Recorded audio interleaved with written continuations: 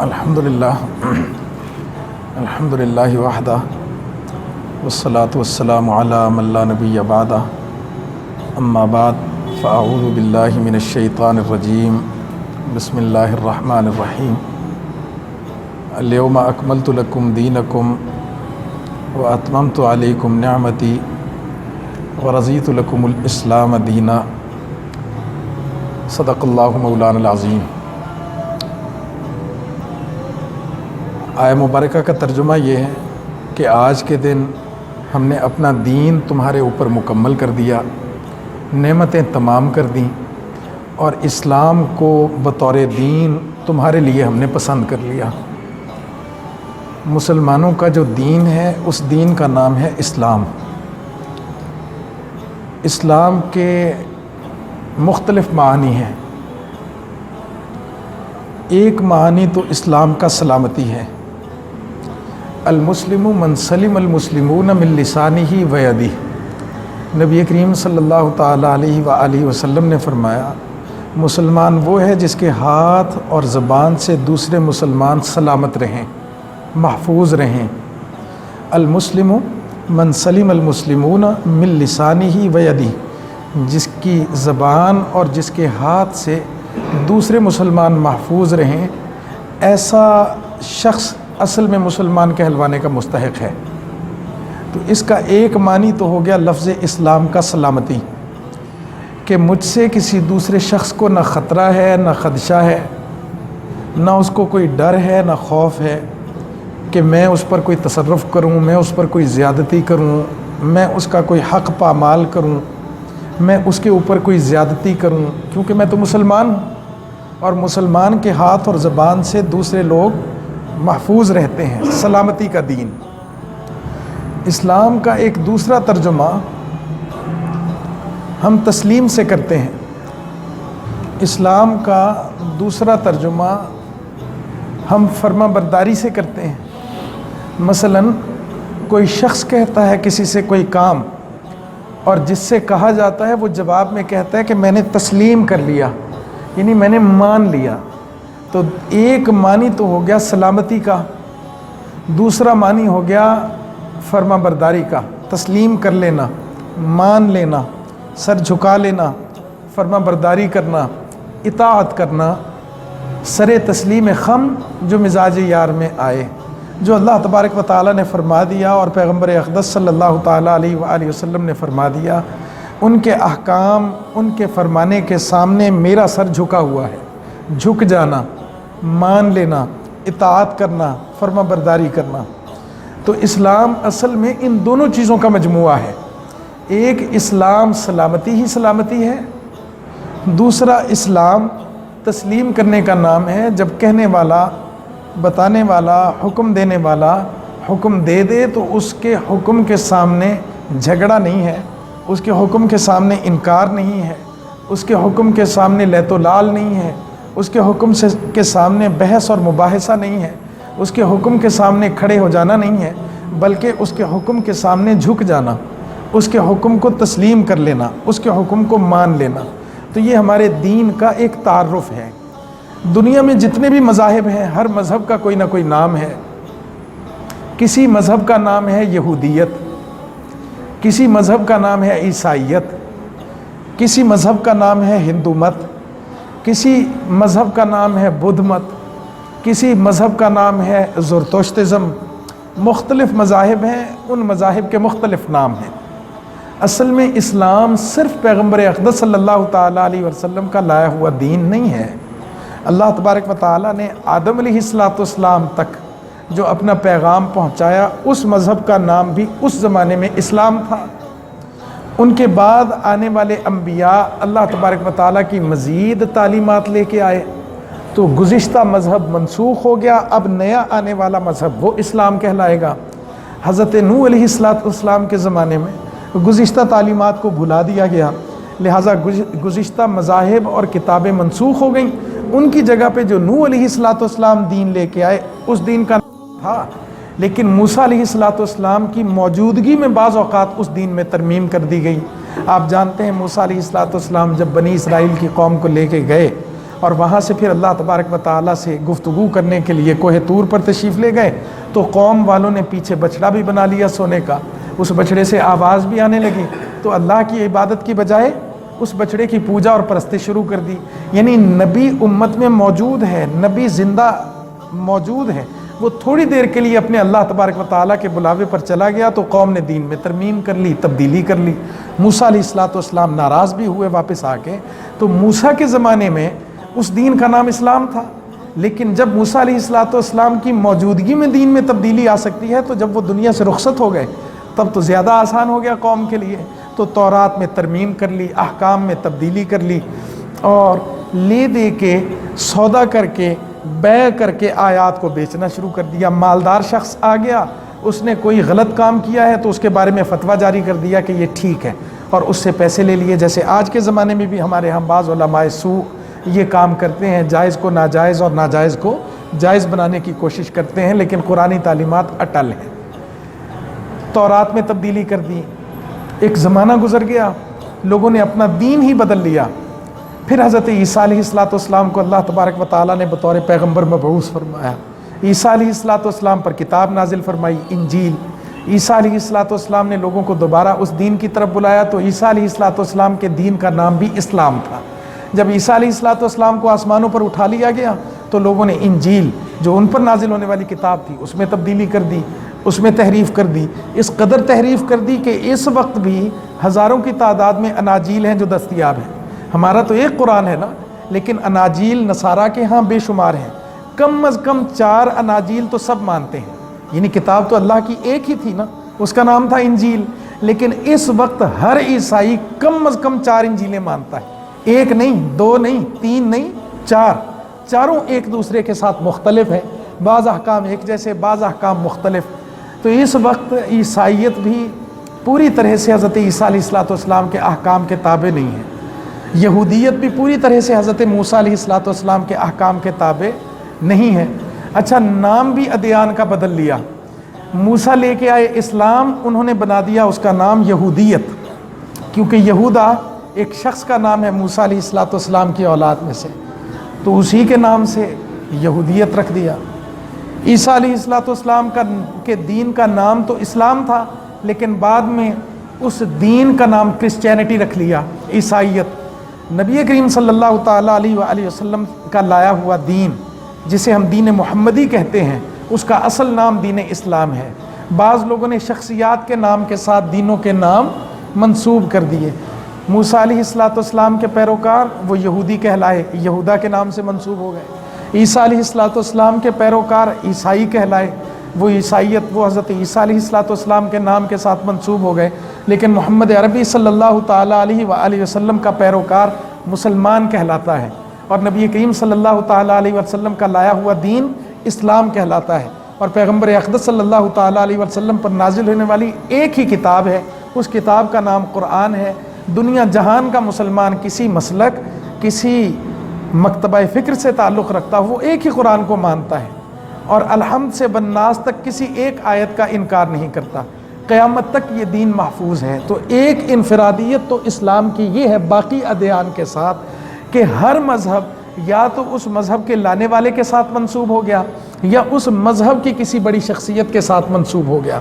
جیسے زرتشت کا لایا ہوا دین یا اس کا ایجاد کردہ دین، آج اس کے پیروکار زرتشتزم کے وہ قائل ہیں، کہتے ہیں یہ زرتشت ہیں، ان کے پیروکاروں کو بھی زرتشت کہہ دیا جاتا ہے۔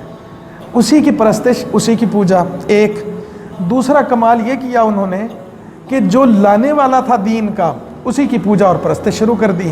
حضرت عیسیٰ علیہ السلام کو معبود بنا لیا، اسی کو خالق سمجھا، اسی کو الہ مانا۔ زرتشت کو اسی کی عبادت کرنا شروع کر دی۔ ہندوؤں نے رام کے نام سے بت بنا لیے، اسی کی پوجا اور پرستش ہونے لگی۔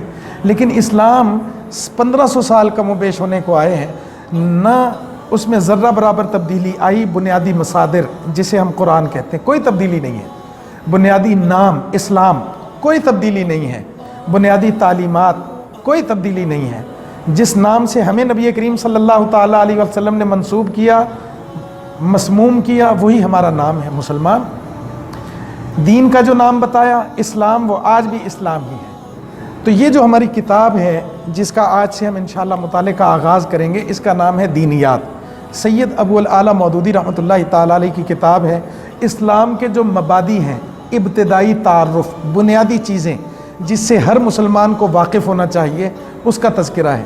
آسان الفاظ ہے، ضروری مضامین ہیں، کہیں پیچیدگی اور مشکل نہیں ہے، تو ہر مسلمان کے لیے اس کا سمجھنا بھی آسان ہو گیا۔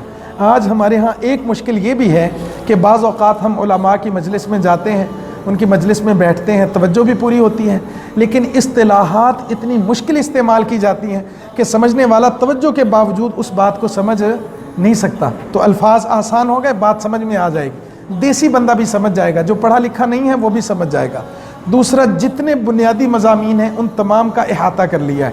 مثلا ابتدائی باب میں اسلام کا تعارف کروایا ہے، دوسرے باب میں ایمان کا تعارف کروایا ہے، تیسرے باب میں پیغمبر اقدس صلی اللہ تعالیٰ علیہ وسلم کی نبوت کا تعارف کروایا ہے، گزشتہ انبیاء کی نبوت کا تعارف کروایا ہے، نبی کریم صلی اللہ تعالیٰ علیہ وسلم کی ختم نبوت کا تعارف کروایا ہے۔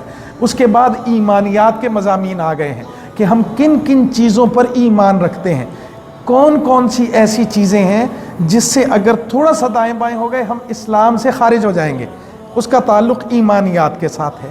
پھر اس کے بعد بعض چیزیں عملیات کے متعلق آ گئی ہیں جن پر عمل کیا جائے گا، مثلا نماز ہے، روزہ ہے، حج ہے، زکوٰۃ ہے، جہاد ہے۔ یہ تین علوم ہیں بنیادی طور پر اسلام میں، ابتدائی طور پر سمجھ لیں تین چیزیں ہیں۔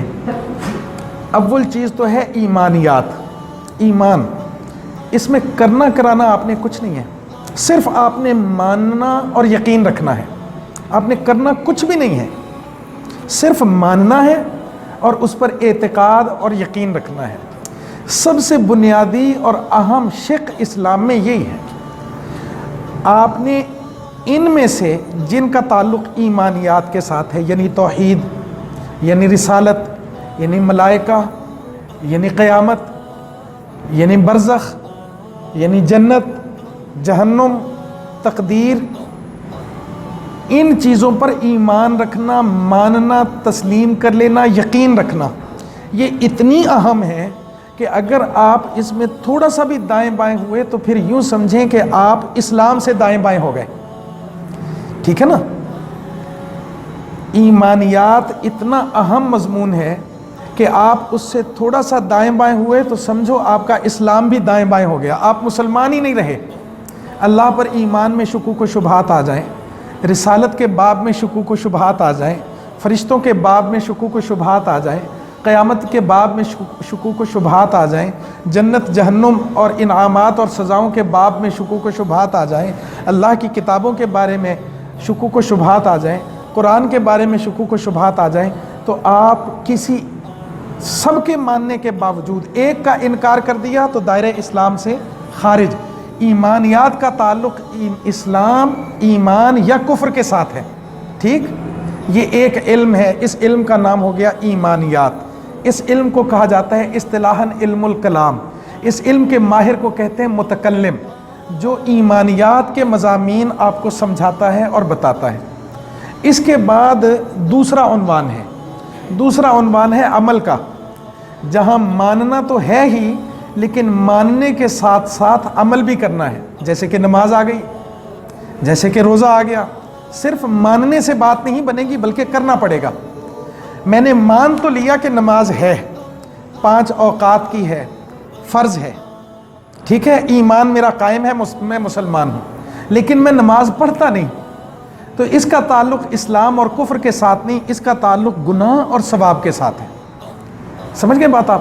ایک کا تعلق اسلام اور کفر کے ساتھ ہے۔ مثلا ایک شخص مسجد میں آتا ہے، نماز پڑھتا ہے، قرآن مجید کی تلاوت کرتا ہے، سجدہ کرتا ہے، ٹھیک ہے، لیکن وہ کہتا ہے کہ میں نہیں مانتا کہ میرے سجے کھبے کوئی فرشتے موجود ہیں، تو اس کا نماز پڑھنا اس کے کسی کام نہیں آئے گا، اس کا روزہ رکھنا اس کے کسی کام نہیں آئے گا، کیونکہ وہ بنیادی مضمون میں مشکوک ہو گیا، لہٰذا اب وہ مسلمان ہی نہیں رہا۔ اس کا سجدہ کرنا ایسے ہی ہے جیسے زمین پر ٹکریں مارنا، کوئی فائدہ اس کے لیے نہیں ہے۔ ایک چیز ہے، اس کا نام ہے ایمان، اس کا تعلق ہے اسلام اور کفر کے ساتھ۔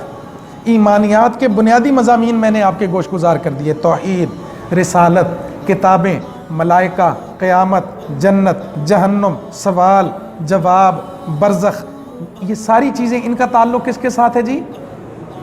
ایمانیات کے ساتھ۔ اس میں آپ نے کرنا کچھ بھی نہیں ہے،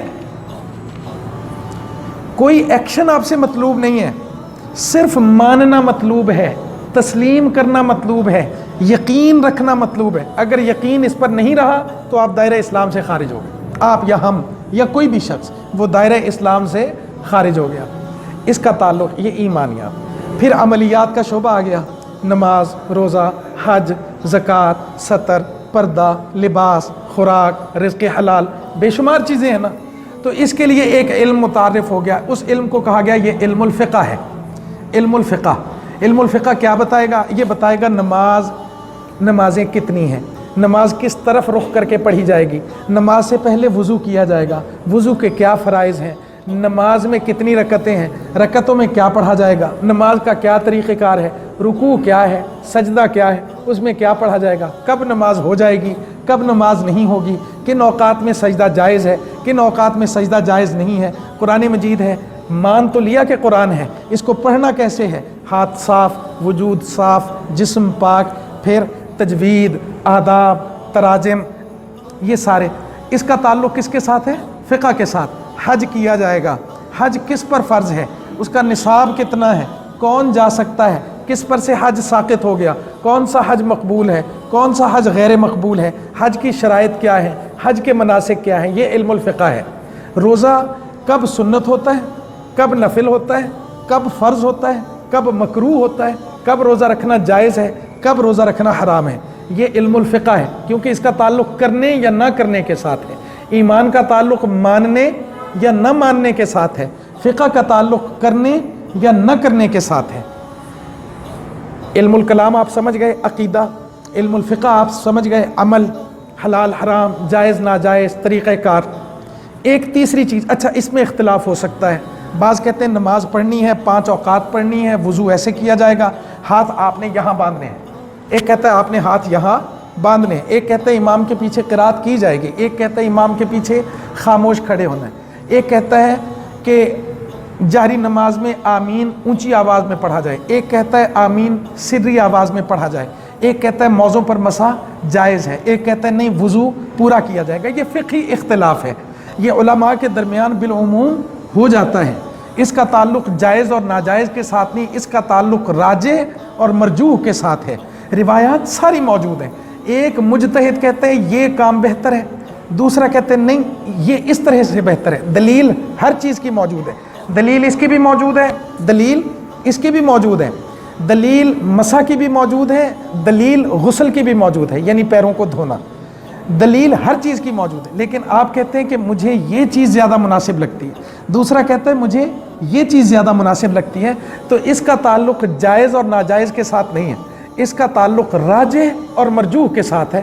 آپ نے آج ویسٹ کوٹ کو ترجیح دی ہے، انہوں نے آج جرسی کو ترجیح دی ہے، تو یہ راجح اور مرجوح کا فرق ہے، اس کا جائز اور ناجائز، حلال اور حرام ہونے یا نہ ہونے کے ساتھ تعلق نہیں ہے۔ یہ علم الفقہ ہے۔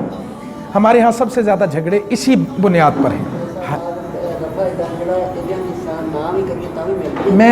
میں عرض کر رہا ہوں، ہم اس بحث میں نہیں جا رہے، میں یہ کہتا ہوں دلائل ہر کسی کے پاس ہیں، اس کا معاملہ راجح اور مرجوح کے ساتھ ہے۔ ہماری بحث رفع یدین نہیں ہے، میں تو آپ کو فقہ کی بات بتا رہا ہوں، اور ہم اسی حد کے اندر رہیں گے انشاءاللہ۔ آج یہ موضوع الگ ہے پھر کبھی، لیکن ایک تیسرا موضوع بھی ہے۔